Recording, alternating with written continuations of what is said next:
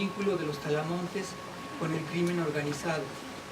Si bien el 15 de abril del año 2011 el conflicto se volvió noticia nacional e internacional en los medios de comunicación, el problema es de larga duración.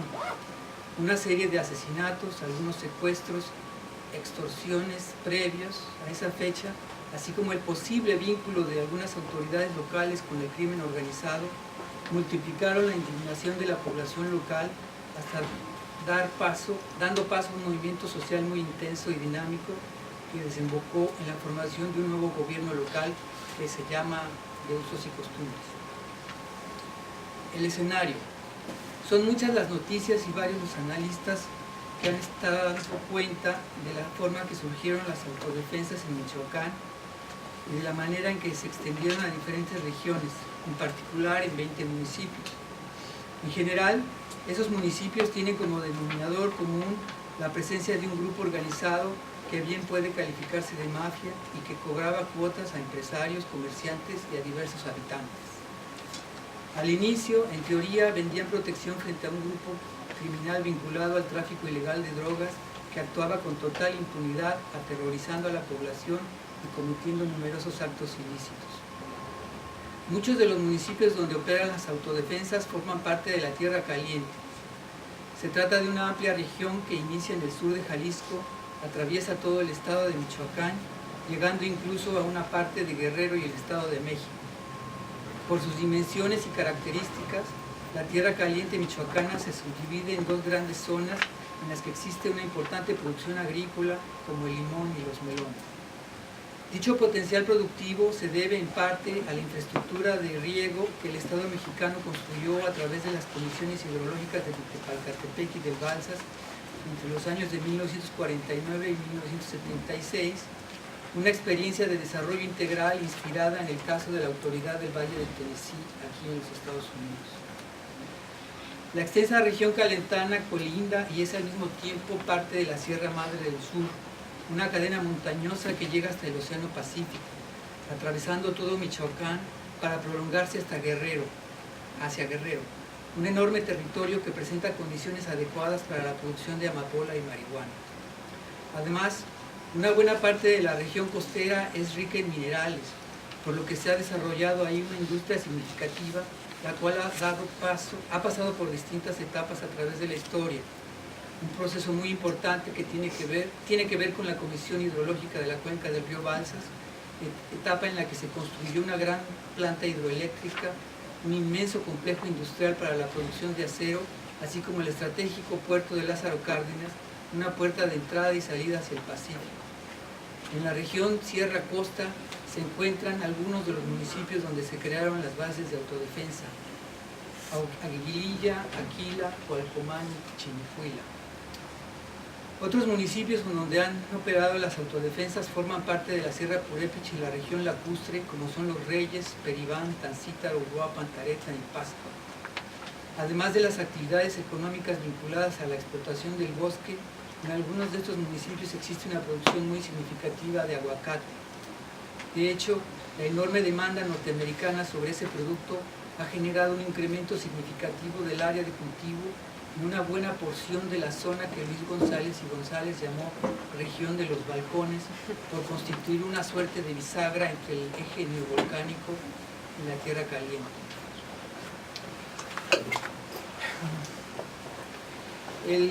Es conocido que hubo esfuerzos importantes para ampliar el área de influencia de las autodefensas hacia otras partes del estado, como la región del Bajío michoacano, territorio en el que se encuentran las poblaciones de Zamora, Jacona, Zaguayo, Jiquilpan, Puruándiro y La Piedad. En buena parte del Bajío la producción de fresas, zarzamora y frambuesa es muy impresionante, sobre todo durante los últimos 10 años, cuando comenzaron a introducirse nuevas tecnologías que transformaron de una manera muy radical el paisaje derivado de la construcción masiva de invernaderos. Buena parte de esa producción se exporta a los Estados Unidos. Un dato central es que una parte importante de esta región colinda con el estado de Jalisco, una frontera en la que las condiciones de inseguridad pública son muy elevadas y en donde el número de muertos por enfrentamientos entre grupos de violencia organizada es enorme. Desigualdad social y movilidad social. Michoacán es un estado con una importante producción agrícola. Según los datos del INEGI, el 11% del PIB estatal corresponde al sector primario. Durante las últimas décadas es perceptible una tendencia en la reconfiguración de la propiedad y de la tierra, así como del mercado laboral, derivado de la apertura comercial y de una mayor inserción de las economías locales a la economía global. En un lapso de 25 años, es evidente que los niveles de desigualdad social en el Estado se incrementan. Una de las consecuencias de la reforma neoliberal del Estado y la apertura comercial ha sido el incremento de los niveles de pobreza. Cuando comencé a ir a Michoacán para investigar el tema de la violencia política derivada de las elecciones municipales de los años de 1989 y 1990, no era muy frecuente ver personas pidiendo dinero en las esquinas de las calles principales de ciudades como Zamora e incluso Uruapan. Desde luego existía pobreza, sin embargo sus dimensiones no eran tan enormes y evidentes. Una vez que los conflictos se resolvieron, retornó la calma. Las personas podían caminar por la calle sin el temor de ser asaltadas o secuestradas. Un cuarto de siglo después, las cosas han cambiado de forma muy dramática. Es perceptible ahora un ambiente de deterioro material y social en varias regiones. Un simple recorrido por algunas colonias populares en distintas ciudades y localidades permite constatar el significativo incremento de la pobreza. Muchos de los nuevos asentamientos son habitados por gente muy joven, con bajos niveles de educación, varios hijos y escasas posibilidades de movilidad social. Para el año 2011, de los 4.4 millones de habitantes del estado, 54% vivía en la pobreza, y en pobreza extrema son 634.000 habitantes, es decir, el 14.4% de la población. Otro dato significativo es que el 62.7% de la población infantil y adolescente se encuentra en condiciones de pobreza multidimensional. Esto significa en cifras 940.000 menores de edad que no satisfacen plenamente sus necesidades básicas de servicios y alimentación. Inseguridad pública y delincuencia organizada. No sé cuánto tiempo tenemos. Tal vez unos 3-4 minutos. Dichas condiciones constituyen un contexto adecuado para la proliferación de múltiples problemas. Uno de ellos refiere al incremento de robos, asaltos y otras actividades ilícitas como el secuestro. El temor a ser asaltado o, en el peor de los casos, secuestrado es una sensación que parece incrementarse y muchas prácticas cotidianas se han tenido que modificar por esa posibilidad. En el Internet circulan textos sobre la forma de reducir la probabilidad de ser secuestrado o consejos sobre la manera de comportarse en caso de ser secuestrado. Existe además una tipología de secuestros. Me voy a saltar estos datos, pues quiero llegar a una hipótesis y a algunas cuestiones más sociales. A manera de hipótesis, es posible sostener que una buena proporción de las personas que integran los grupos de violencia organizada son gente muy joven. Quizá la mayoría de ellos oscila entre los 20 y 30 años. Es probable que muchos de ellos carezcan de estudios o quizá hayan estudiado hasta la primaria. Hay una parte que desarrollo sobre la desconfianza de las instituciones, en donde hablo de cómo los porcentajes de secuestro y de violaciones son mucho más altos a los reportados oficialmente, y sostengo que no es un problema, digamos, de falta de cultura cívica, sino de un problema de maltrato y de temor de hacer las denuncias.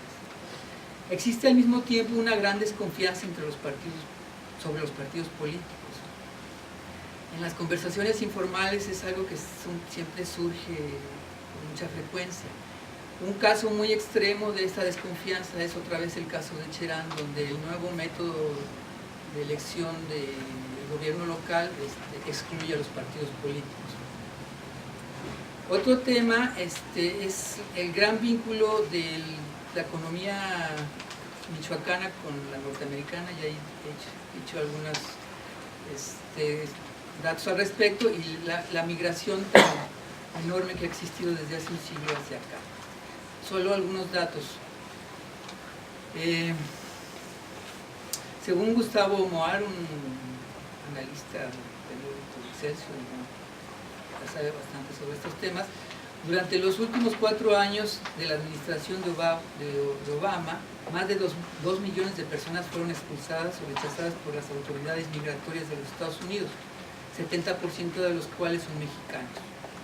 Sostiene el mismo autor que el año 2012 fueron expulsados 345,000 mexicanos, de los cuales 10% eran michoacanos. En 2013, de los 357,421 migrantes expulsados, 241,000 eran mexicanos. Al parecer, muchos de ellos al regresar a México se convierten en candidatos ideales para ser reclutados por el crimen organizado, sobre todo en la frontera. Todos estos datos parecen indicar que la mayor articulación de las economías regionales del estado de Michoacán a la economía global, el uso intensivo de nuevas tecnologías para la producción agrícola de exportación, la enorme demanda de acero, principalmente de China, el crecimiento demográfico, la ausencia de fuentes de empleo y de canales de movilidad social, así como la cada vez mayor dificultad para migrar a los Estados Unidos, ha tenido consecuencias sociales de gran relevancia, impactando de manera especial a los jóvenes. Obtener 10,000 pesos mensuales por ser parte de uno de los grupos de crimen organizado puede resultar muy atractivo para esos jóvenes que, como la mayoría de las personas, aspiran a tener un lugar para vivir, así como recursos para alimentar a sus familias. Aunque parezca difícil de creer, muchos de ellos quizá preferirían llevar a su novia o a su esposa a la plaza del pueblo, en lugar de tener que enfrentarse a balazos con otros grupos de crimen organizado o con el ejército. Epílogo, conclusión. Sobre la debilidad del Estado. Hipótesis. Si consideramos que un Estado fuerte y eficaz es aquel que logra mantener el monopolio de la violencia legítima, que al mismo tiempo tiene la capacidad de impartir justicia y de intervenir con la finalidad de generar condiciones para promover la movilidad y la igualdad social, es posible afirmar que el Estado mexicano es y ha sido débil a lo largo de la historia. Si bien el Estado de la posrevolución puede caracterizarse como un Estado social autoritario, tal y como lo definió Enrique de la Garza Toledo, eso no significa que haya sido un Estado fuerte en el sentido arriba indicado. Con la reforma neoliberal, el Estado se volvió más débil y quizá más autoritario, a pesar de la supuesta democracia electoral. Muchas gracias.